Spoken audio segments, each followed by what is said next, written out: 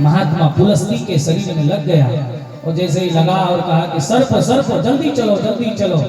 पुलस्त्य ऋषि ने श्राप दिया, हे राजन, थोड़ा सा बल पा करके पद पा करके इस प्रकार अभिमान में चूर है, बार बार महात्माओं से क्या कहता है सर्प सर्प, चरण का प्रहार करता है ब्राह्मणों के संतों के ऊपर, जा मेरा श्राप है कि तू सर्प हो जाएगा। श्राप दिया, कहां नहुष इंद्र के गद्दी पर बैठा था, कहां पालकी में चढ़ करके जा रहा था विवाह करने के लिए, तुरंत वहीं से सर्प बन करके स्वर्ग लोक से आया, मर्त लोक में गिरा।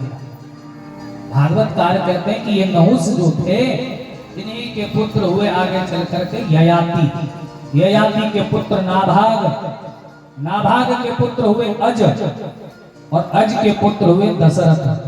दशरथ जी महाराज भी बुढ़ापे तक कोई संतान नहीं पाए, और जब कोई संतान नहीं हुए बड़े चिंतित थे, गुरु जी के पास गए, गुरुदेव कृपा करो हमारे घर कोई पुत्र हो।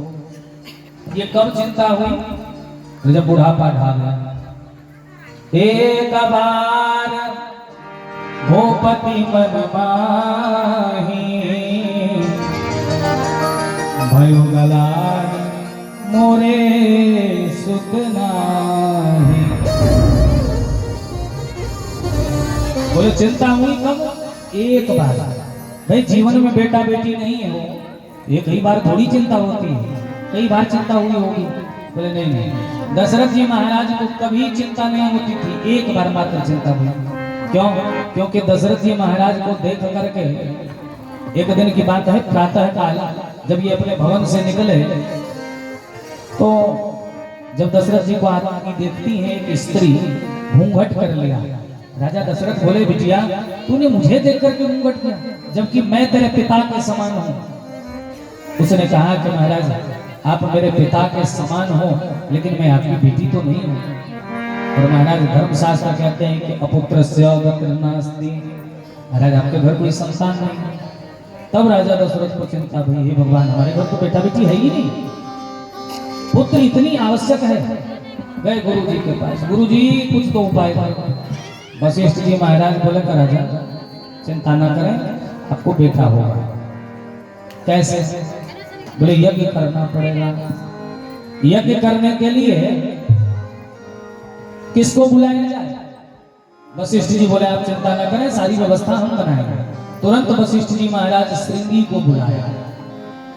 श्रृंगी ऋषि जो बक्सर में निवास करने वाले हैं, बक्सर जिले में निवास करते थे, श्रृंगी को बुलाया गया। श्रृंगी ऋषि वशिष्ठ बुलावा, पुत्र काम शुभ यज्ञ करावा। यज्ञ हुआ। यज्ञ में देखिए आप लोगों को बड़ी सूक्ष्मता से बता रहा हूं, क्योंकि श्रीमद् भागवत में 2 अध्याय में पूरी राम कथा लिखी है, और 2 अध्याय में राम कथा सूक्ष्म में है। जैसा भागवतकार ने वर्णन किया उसी प्रकार से हमें भी वर्णन करना पड़ेगा, क्योंकि कथा बहुत है और बीच में 2 दिवस की कथा की माने कि कोई समय ही नहीं था, इसलिए सूक्ष्म गति से हम लोग कथा को लेकर के चलेंगे। अब पुत्र की कामना से यज्ञ होता है। यज्ञ में अग्नि नारायण भगवान प्रकट भय, प्रकट होकर के राजा दशरथ को एक चरु पात्र दिया, एक थाली दी, उसमें खीर भरे हुए थे। राजा दशरथ को दिया, दशरथ ये खीर ले जाओ और अपनी पत्नियों को बांट दो, इन्हीं के प्रभाव से आपके घर पुत्र का जन्म होगा।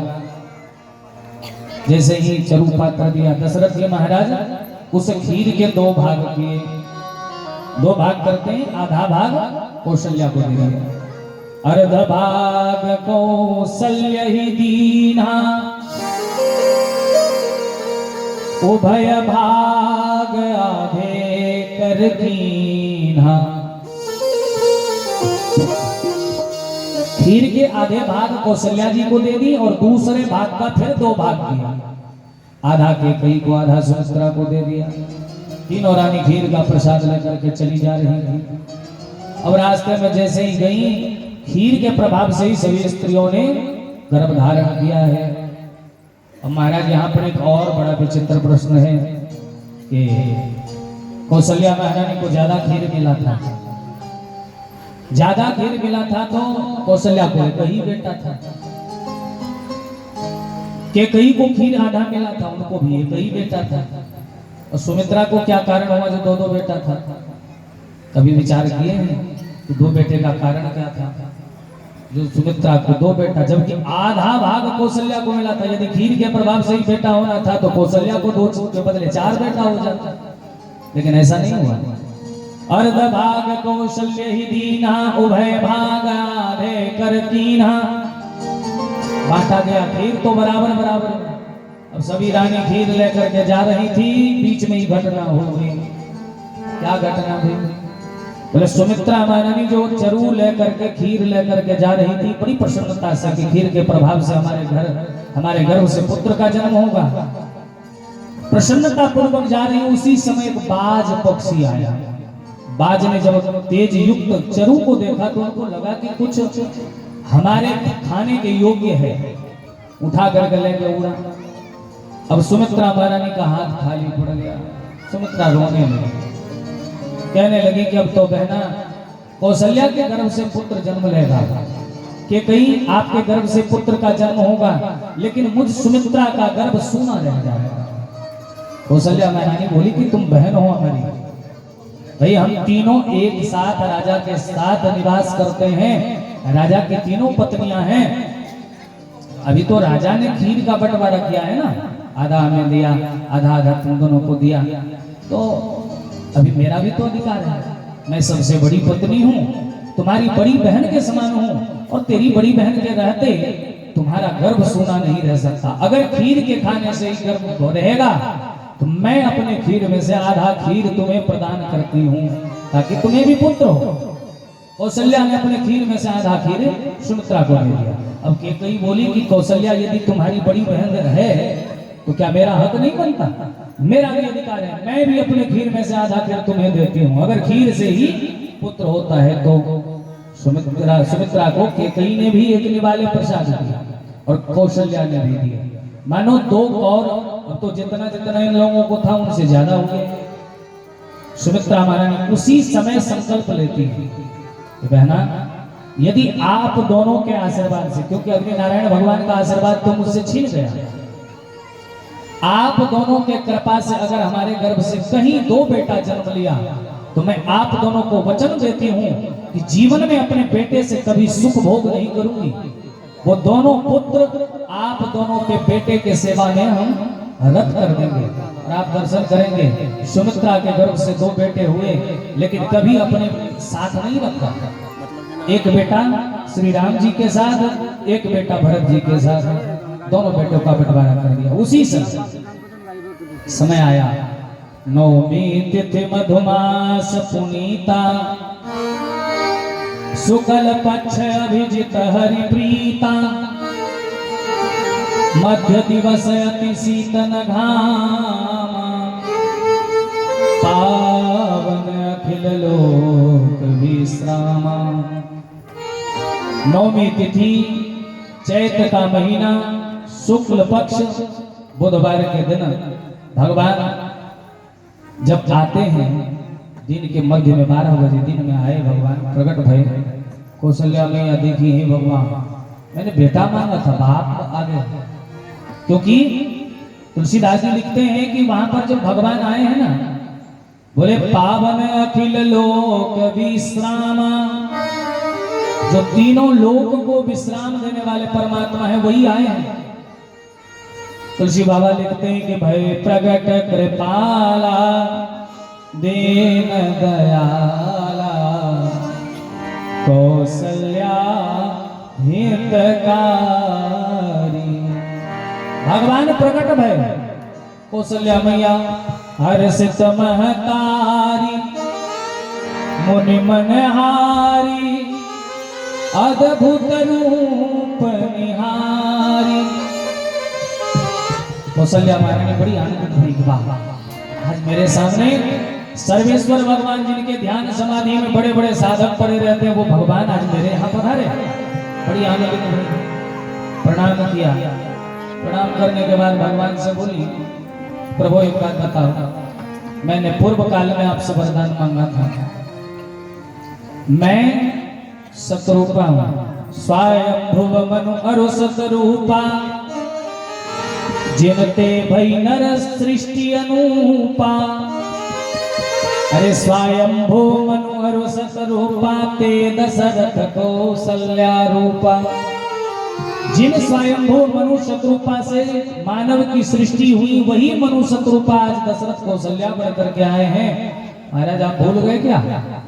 भगवान बोले मैं तो कुछ नहीं भूला, इसीलिए तो आपके सामने आया। आपने मुझसे मांगा था कि प्रभु आपके जैसा बेटा होना चाहिए, इसलिए मैं आपका बेटा बन करके आ गया। कौशल्या महारानी बोली प्रभु जी ऐसा कोई बेटा होता है क्या? ये 4 भुजा धारण करके बड़ा विराट रूप धारण करके आ गए, ये तो पिता के रूप में आए हो आप। ये 4 हाथ लेकर के पुत्र आता है कोई?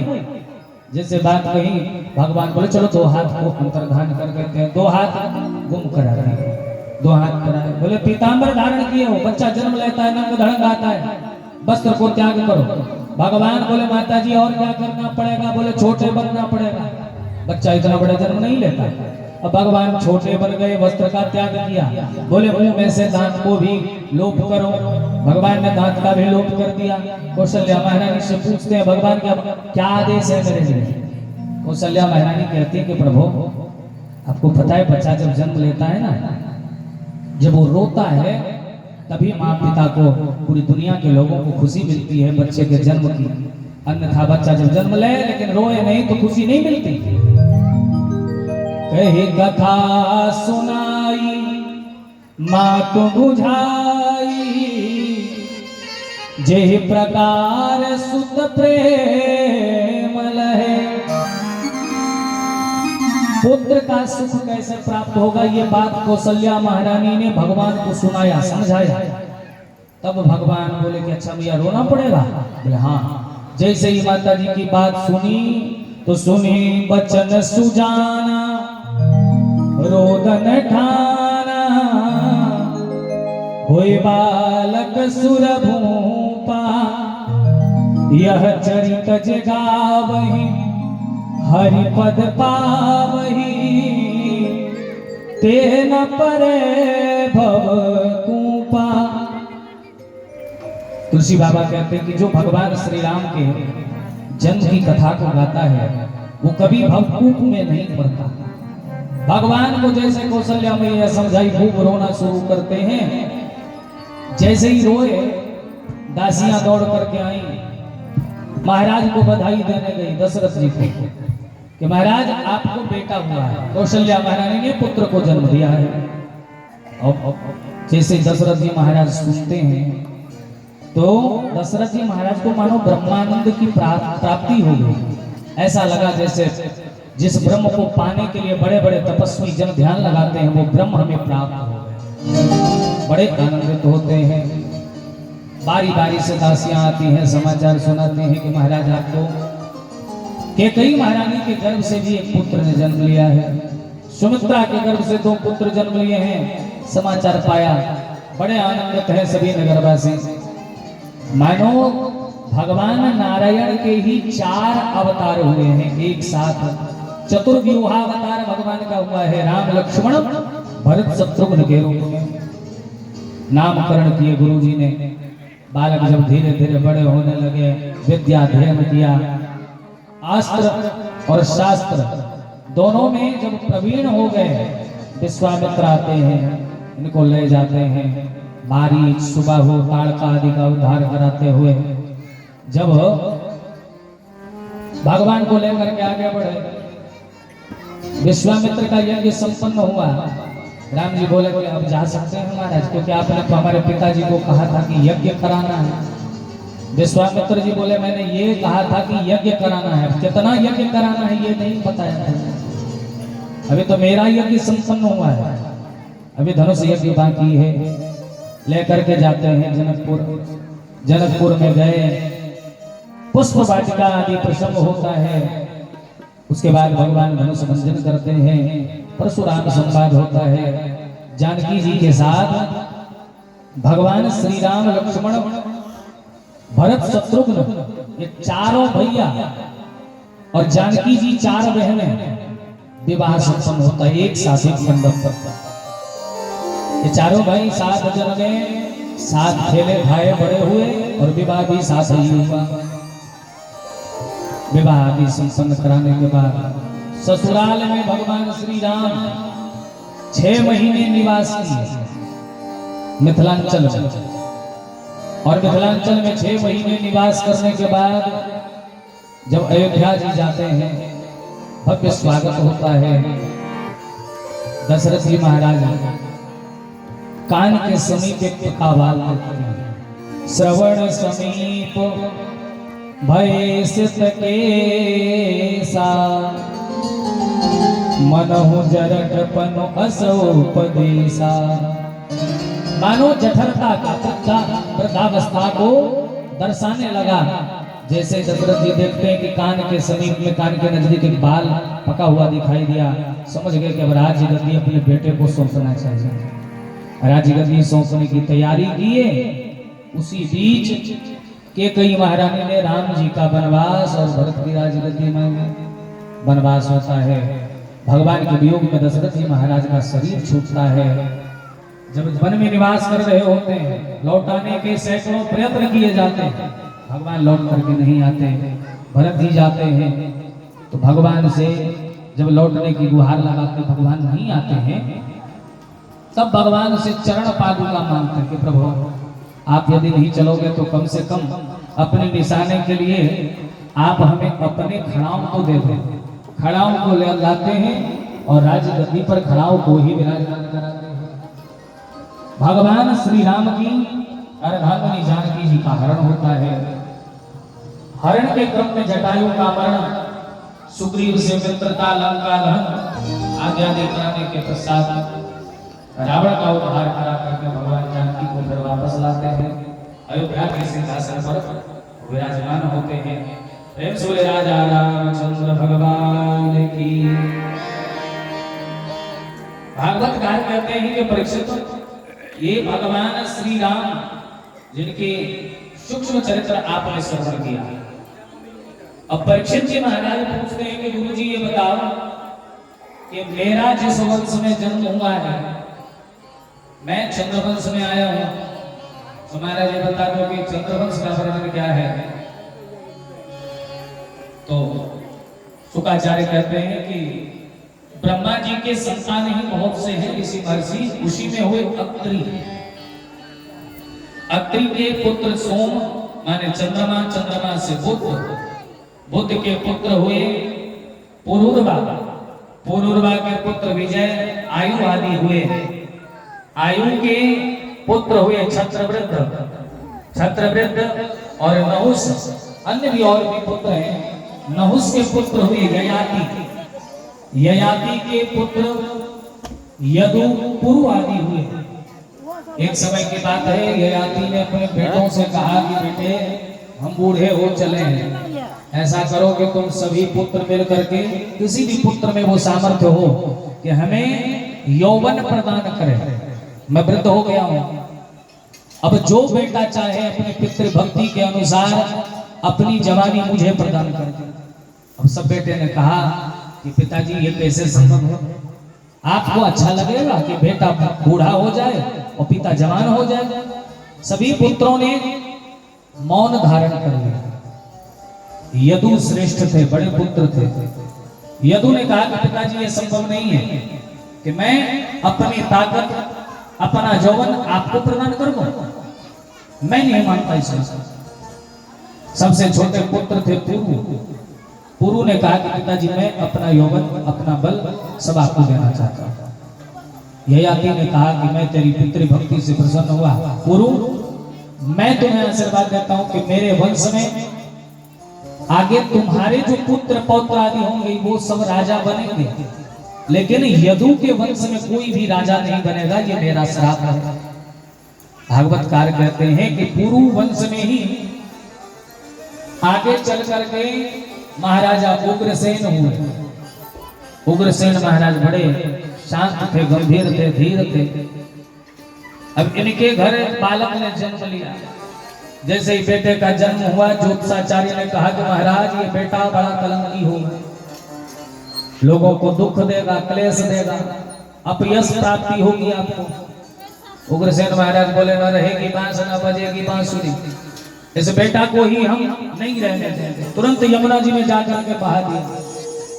मछुआरे ने बच्चे को छान करके पालन पोषण प्रारंभ किया और पाल पोष करके जब बच्चे को बड़ा किया तब उन्हें ज्ञात कराया कि महाराज आप राजा के पुत्र हो, राजकुमार हो, आपके पिताजी ने आपका परित्याग कर दिया।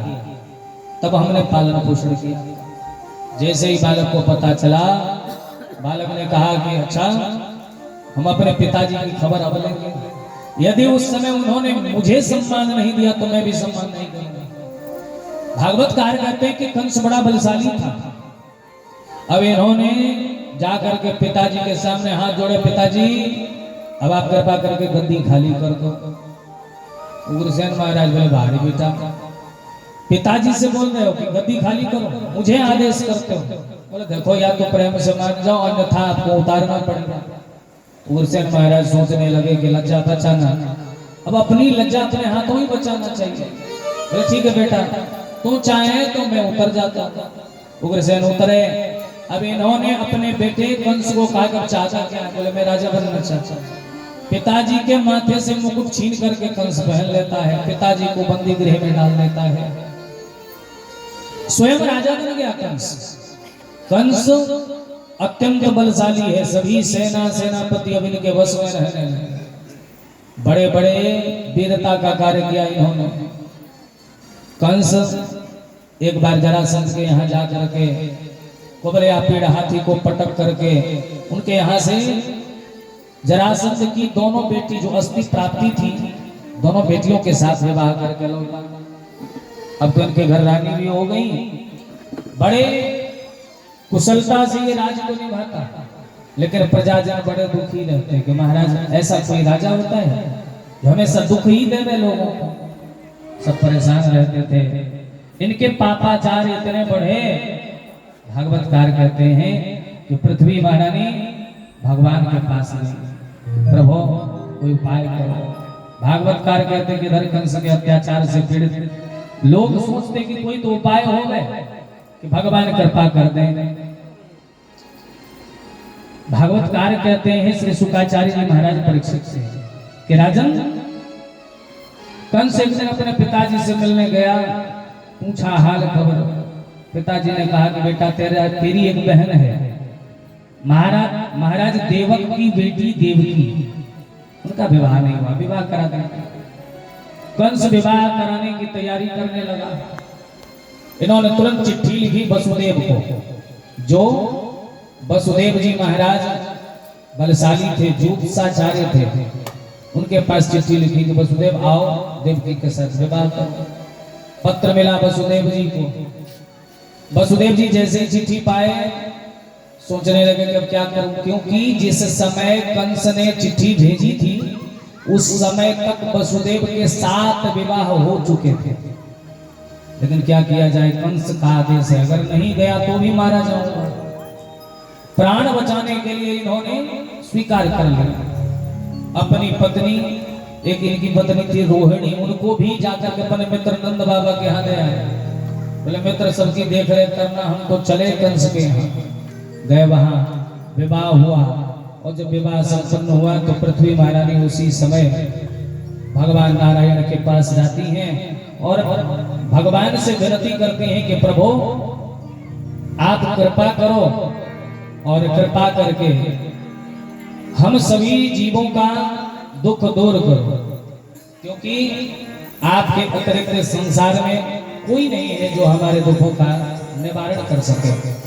पाप का भार इतना बढ़ गया है कि हम उसके भार को सहन नहीं कर पा रहे। झूठ ही लेना, झूठ देना, झूठे भोजन झूठ चवेना। झूठी भोजन है, झूठी व्यवहार है, झूठ से ही सब कुछ चलता है। माँ नहीं बात, पिता नहीं देना, साधु सन करवा वही सेवा। बोले संत की सेवा करने वाला कोई नहीं, संत से सेवा कराने वाले बहुत। माता पिता का सम्मान करने वाला कोई नहीं दिखता। प्रभु आप ऐसी कृपा करो ताकि हमारा कल्याण हो। सभी देवताओं के साथ पृथ्वी महारानी वंदना करती है। प्रभु अपने दर से अब तो न टालो, गिरा जा रहा हूँ, उठा लो उठा लो। प्रभु अपने दर से अब तो न टालो, गिरा जा रहा हूँ, उठा लो उठा लो। प्रभु अपने दर से